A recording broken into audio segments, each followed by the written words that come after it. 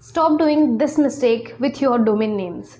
What happened actually, we used to think that .com is most reliable, that is we should go only for .com domain. It's not necessary. You can go for .in, .com, .co, .in, .co. So there are a lot of options. There are, even for the firms, if you are an organization, you can go for .org. If you are into education, you can go for .edu. So there are a lot of options available, but for specific reasons there are specific extensions available. So make sure that it is the extension part, but the domain name, if I talk about domain name, it should be very short and simple to easily remember by anyone.